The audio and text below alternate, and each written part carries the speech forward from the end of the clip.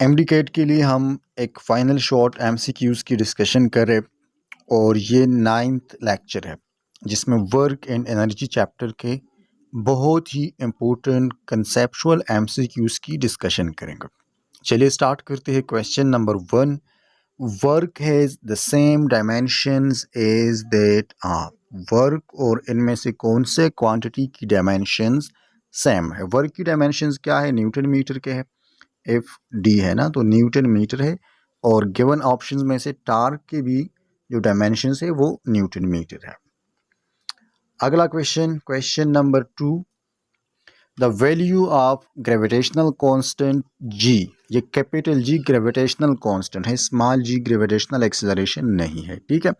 और आप सोच रहे होंगे कि ग्रेविटेशन का चैप्टर तो सिलेबस में इंक्लूड नहीं है, तो ये कहाँ से आया?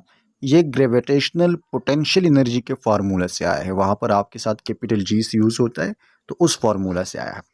Eight moon as compare to earth, कहते हैं कि कैपिटल जी की वैल्यू मून और अर्थ पे क्या होगी।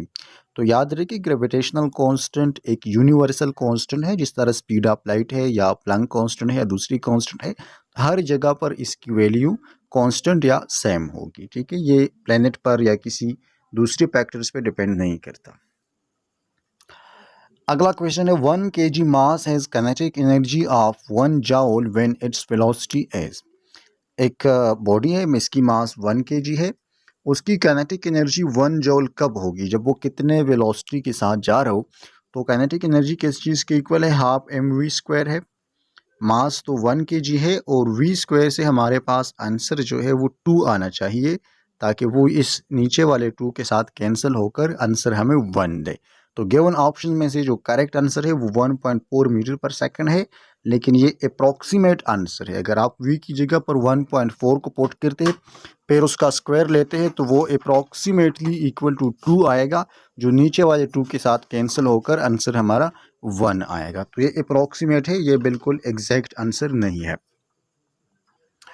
अगला क्वेश्चन है the efficiency of an ideal machine is. Ideal machine की एफिशिएंसी कितनी होती है? आइडियल मशीन कौन सा होता है? जिसमें आउटपुट इक्वल टू इनपुट होता है, ठीक है। तो उसकी एफिशिएंसी अगर हम परसेंटेज में बात करें तो वो 100% होती है, लेकिन जब हम फ्रैक्शन में बात करें तो वो 1 होती है। और यहाँ पर एक और बात भी याद रखें कि जो एफिशिएंसी है या जो परसेंटेज है या प्रोबेबिलिटी भी अगर कहीं पर आपने पढ़ ली आगे फ्यूचर में, तो इसकी जो वैल्यूज़ होती है वो हमेशा इन बिटवीन 0 एंड 1 होती है। ये 0 से कम नहीं हो सकती, मतलब नेगेटिव परसेंटेज नहीं हो सकती, किसी मशीन की नेगेटिव एफिशिएंसी नहीं हो सकती। और ये 1 से ग्रेटर नहीं हो सकती, 100% से ग्रेटर नहीं हो सकती। तो ये हमेशा इन बिटवीन 0 एंड 1 होगी, ये कंसेप्ट याद रखें। अगला क्वेश्चन है, बिल्कुल फिक्स्ड क्वेश्चन है कि 1 horsepower is equal to 746 watts. एक कन्वर्जन फैक्टर है और इस कन्वर्जन फैक्टर बहुत ही इंपॉर्टेंट है, मैट्रिक्स से हम पढ़ते आए हैं, इसको याद रखें। नेक्स्ट क्वेश्चन है, if the momentum of all these particles is same which one will have greater kinetic energy. पहले भी हम इस तरह के क्वेश्चंस रेशो वाले में कर चुके हैं। अब यहाँ पर ग्रेटर और स्मॉलर का पूछ रहे हैं। मोमेंटम सेम है सारे पार्टिकल्स की, तो काइनेटिक एनर्जी क्या होगी? देखिए अगर मोमेंटम सेम हो तो kinetic energy is inversely proportional to mass, ठीक है। अब जिसकी मास ज़्यादा उसकी काइनेटिक एनर्जी कम, जिसकी मास कम उसकी काइनेटिक एनर्जी ज़्यादा। क्वेश्चन में हमसे ग्रेटर काइनेटिक एनर्जी का पूछ रहे हैं, तो हम गिवन ऑप्शन में से जो स्मॉलेस्ट मास वाला है उसको ढूंढेंगे और इसकी काइनेटिक एनर्जी ज़्यादा होगी। ऑप्शंस क्या है? प्रोटॉन, न्यूट्रॉन, इलेक्ट्रॉन और अल्फा पार्टिकल। सबसे कम मास किसकी है? इलेक्ट्रॉन की है, तो इसकी काइनेटिक एनर्जी सबसे ज़्यादा होगी। अब समटाइम्स आपसे क्वेश्चन में पूछेंगे कि इसका ऑर्डर बताए कि पहले से सबसे ग्रेटेस्ट कौन है, फिर उसके बाद कौन है, फिर इसके बाद कौन है, मतलब ऑर्डर बताए। तो ऑर्डर भी in the order of mass होगी। जिसकी सबसे कम मास उसकी सबसे ज़्यादा काइनेटिक एनर्जी, फिर जिसकी उसके बाद वाली मास, फिर उसके बाद वाली काइनेटिक एनर्जी।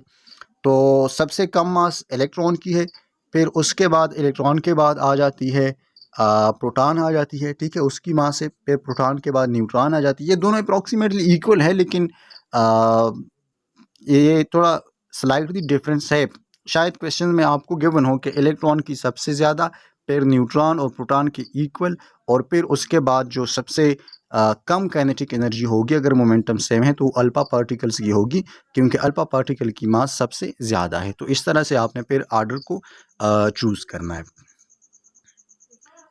अगला क्वेश्चन है the angle between force and displacement पर which the work done is half of its maximum value is. Last वाले लेक्चर में भी बताया था कि ये थीटा की वैल्यू याद रखे, when theta is equal to 60 degree, तो जो वर्क डन होती है या कोई भी ऐसी क्वांटिटी जिसमें कॉस थीटा यूज़ होता हो, कॉस थीटा, क्योंकि कॉस 60 की वैल्यू होती है कॉस 60 की 1/2, तो वो मैक्सिमम के हाफ होती है।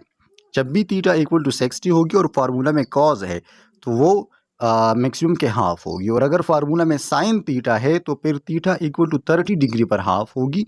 तो ये दोनों याद रखें, साइन थीटा 30 पर हाफ होती है और कॉस थीटा 60 पर हाफ होती है। वर्क डन में कॉस थीटा है तो 60 हमारा करेक्ट आंसर होगा। अगला क्वेश्चन है force of 2 newton acts on a body for 1 metre, what would be the maximum work. Force 2 newton है, डिस्प्लेसमेंट 1 मीटर है, मैक्सिमम वर्क का पूछे तो मैक्सिमम वर्क कब होती है, जब थीटा इक्वल टू 0 डिग्री हो, और उस केस में हम सिंपली फोर्स और डिस्प्लेसमेंट को मल्टीप्लाई करते हैं, तो 2 multiply by 1 is equal to 2, और जॉल जो है वो वर्क की यूनिट है।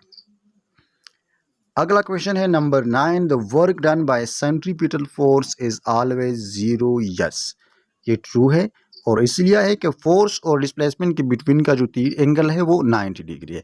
अब क्वेश्चन में सेंट्रीपिटल फोर्स की बजाय मैग्नेटिक फोर्स भी यूज हो सकती है, इफ ए मैग्नेटिक फोर्स, तो उसमें वो भी कोई वर्क डन नहीं करता, वहाँ उस केस में भी वर्क डन 0 होती है, क्योंकि वो भी परपेंडिकुलर एक्ट करती है और सिर्फ चार्ज पार्टिकल की उसको कन्वेंस करती है, इन्फ्लुएंस करती है कि वो सर्कुलर पाथ में मूव करे, तो उसकी सिर्फ डायरेक्शन को चेंज करती है, मैग्नीट्यूड चेंज नहीं करती। क्वेश्चन नंबर 10 है which of the following is the unit of potential energy. Potential energy का यूनिट क्या है, तो पोटेंशियल एनर्जी हो, काइनेटिक एनर्जी हो, इलास्टिक पोटेंशियल एनर्जी हो, कोई दूसरी फॉर्म ऑफ एनर्जी हो, केमिकल एनर्जी हो, कुछ भी हो, सारे एनर्जी है और सब की जो यूनिट्स है वो सेम होंगे, डिफरेंट नहीं होंगे। इलेक्ट्रॉन वोल्ट भी एनर्जी की यूनिट है, जॉल भी एनर्जी की यूनिट है, कैलोरी भी एनर्जी की यूनिट है।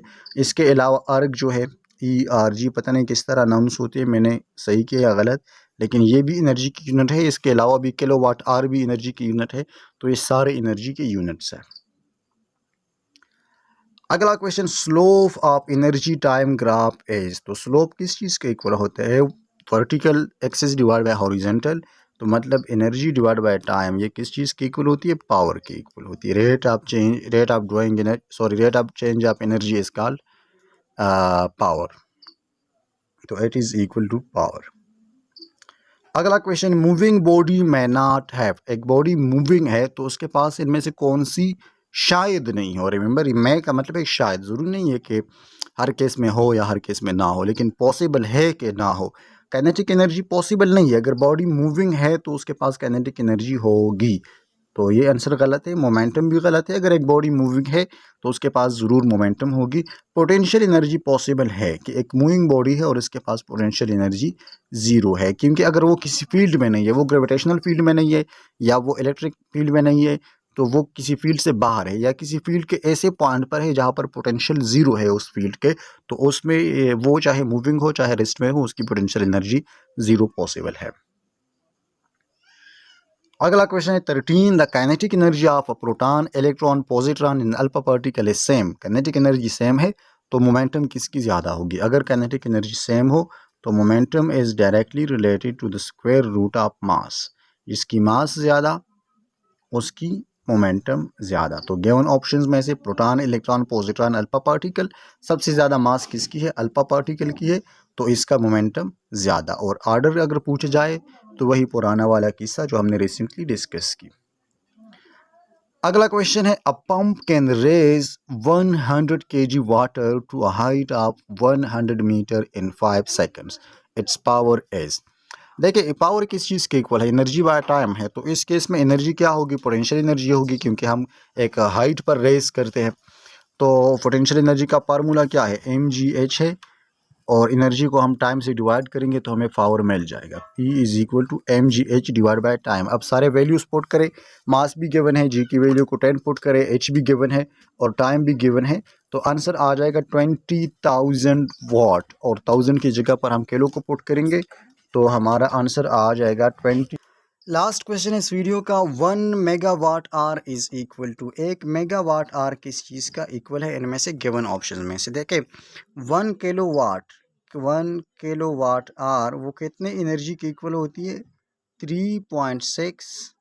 1 किलोवाट आर इक्वल होती है 3.6 मेगा इलेक्ट्रॉन वाट की, मेगा जॉल की इक्वल होती है। ठीक है, 3.6 मेगा जॉल की इक्वल, मेगा मतलब 10 टू द पावर 6 उसके इक्वल होती है। तो अब अगर किलो के साथ में 10 टू द पावर 3 मज़ीद ऐड करूँ, किलो की जगह पर मेगा हो जाए, तो इसके साथ भी 10 टू द पावर 3 ये मज़ीद ऐड हो जाएगा, ये भी एक हायर लेवल पर चला जाएगा 10 टू द पावर, या 1000 टाइम ये भी इंक्रीज़ हो जाएगा। तो मेगा अगर 1000 टाइम इंक्रीज़ हो जाए तो उसे गिगा बन जाता है, 10 टू द पावर 9 बन जाता है, +9। तो ये आ जाएगा। इस तरह अगर यहाँ पर मेगा की बजाय वापस कोई 1 किलोवाट आर पूछा जाए तो ये 3.6 किलो जॉल अब बन जाएगा। इस तरह अगर ये और 100 टाइम इंक्रीज़ हो जाए तो ये भी 100 टाइम्स इंक्रीज़ हो जाएगा। ये कन्वर्जन्स पॉसिबल है कुछ भी इनमें से। तो I hope you understood this concept and see you in the next lecture.